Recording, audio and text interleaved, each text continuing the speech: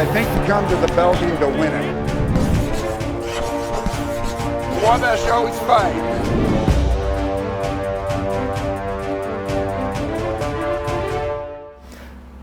Hello and welcome to the Don Morel Show, your chance to hear the thoughts and comments of the head football coach of the Little Giant program and coach a good road victory last Saturday over at Ohio Wesleyan. It was a game that started off a little sluggish for the offense. You were able to move the football, but were really only able to get 7 points early in the game, and then you had a great 5-minute span that led to a couple of big scores, a defensive takeaway, a stop on fourth down on defense, and you were able to put up 3 quick scores in that final 5 minutes before the first half, and that really kind of put the game away for you.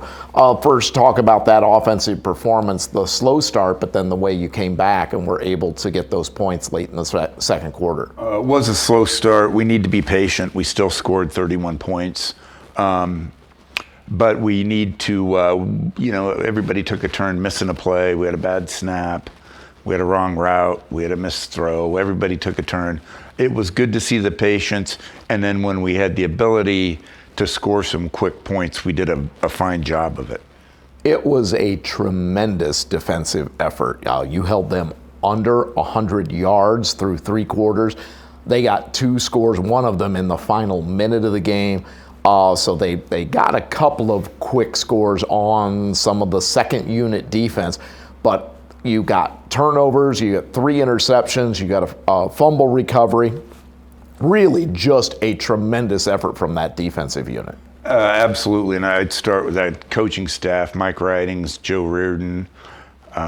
Who else do I have? Marcus Adams is there, Evan Stanbaugh. They did a really nice job of the game plan. I thought the game plan was excellent. And then our players on defense and that started towards the end of last year, we are getting better every game on defense. I talked to Coach Ridings on Monday, and one of the things I mentioned to him, I saw some 4-man front, saw some 3-man front, and you were really able to get some pressure in both those fronts without having to do anything special with the linebackers in the back end. That front line has really done a good job, and that's the group that Marcus Adams coaches. They've really done a good job of being able to provide some pressure and make some offenses readjust what they're doing. Clearly, and I'd say Stephen Thomas is the leader of that group. Will Olive does a great job too. And then it's a collection of ends playing at a high level, but we did pressure with 3 and 4 men. Another guy that's playing very well right now is Jake Pash. We talked about the big turnover he caused and recovered at Hampton-Sydney. He had another one on Saturday, an interception and a great return that set up a Wabash touchdown in the second quarter. You got an interception from Brock Robertson on the final Hail Mary of the first half. Joe Rios with a fumble recovery, and Avery Epstein with an interception as well. I mean, how important is it for that defensive secondary to be able to generate some of those turnovers and get the ball back to the offense? Well, it's just a game changer, and it gives the offense doesn't have to be perfect. We can play okay and still win football games. Last week we talked about Ohio Wesleyan's defensive front and how well they take the run away. They were able to do that a little bit, kept the running numbers down to a good level. This week you get ready to take on the College of Wooster. It's a team that has struggled a little bit in the running game. They're giving up an average of about 271 yards a game. Is that something you hoped, without giving away too much of the game plan, but looking at the numbers, sure, you'd expect to see maybe a little more focus on the running game this week? We always try to be balanced, and we're going to try and do that Saturday. Wooster has struggled at times, there's no doubt about that. They do a good job of coaching over there. I'm sure coming off of a bye, we're going to get something different on Saturday we haven't seen.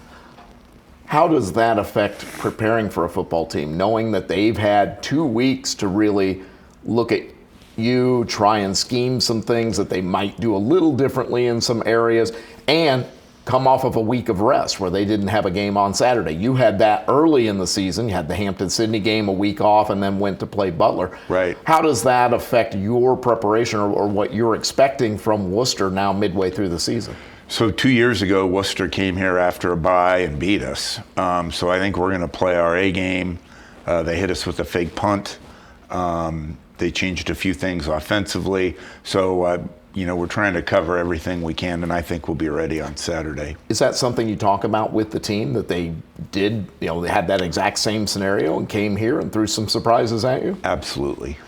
One of the things we're going to be watching on Saturday, I know you're never too worried about the numbers, but a big number. Liam Thompson is under 100 yards away from breaking the North Coast Athletic Conference record for total offense, going after Mason Espinosa's record. That will be a special occurrence. And the fact that he can do it so many different ways. He can do it with the passing game. He can do it with his feet. I mean, he was your leading rusher at Ohio Wesleyan last Saturday. I mean, we've talked over and over again about what a special player he is.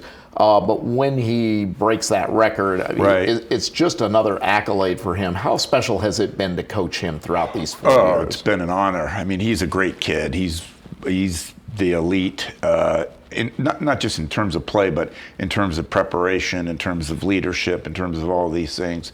If you asked him, would he rather break the record or win the game, he's going to say, I'd rather win the game. And to be honest, I had no idea about the record. I'm not sure if he knows about it either. Getting ready for Wooster, what are some of the biggest concerns you've had looking at them on tape, both offensively and defensively? We need to be able to run the ball at their defense, but pass the ball, in unison and have some balance. I don't feel like we've had that the last few weeks. Their quarterback is a tricky little guy to tackle. Seems like everybody has one of those guys nowadays. He's not very big. He's elusive and really good on his feet. We got to contain him. That game kicks off at 2 o'clock on Saturday here at Little Giant Stadium. Jim Amadon, Steve Hoffman will have the call for you. Tickets, of course, for the game are still available. You can go to wabashtickets.com and pick up your tickets for that game. You can also pick up tickets for the game against Wittenberg in just a few weeks. And of course, Monon Bell game tickets are on sale. The 129th Monon Bell set to take place here in November against DePaul. So those tickets are available online. If you can't make it here to Little Giant Stadium for the weekend, you can of course watch the game on the Wabash College Video Network at sports.wabash.edu/WCVN. We'll start with this pregame show, and then again, Jim Amadon, Steve Hoffman will have the call for you. Coach, best of luck on Saturday, and have a great final day of preparation heading into Saturday's ball game. Thank you. You've been watching the Don Morel Show, your chance to hear the thoughts and comments of the head football coach of the Little Giant program. We'll talk to you next week. I think you come to the Belgium to win it. Wabash always fight.